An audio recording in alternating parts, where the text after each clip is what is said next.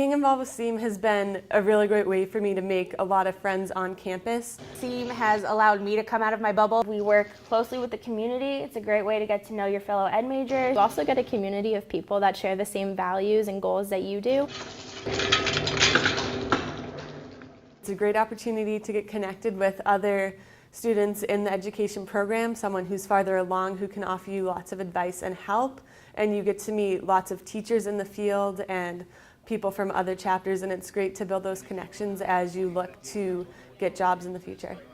They're usually at no cost whatsoever to students. We go and we're learning whatever we choose, whether it's trauma in the classroom, working with students who are learning new languages, bringing music into your classroom, differentiating education. Whatever you're looking for to learn, you can come and you can find exactly what you're looking to work on in the conference.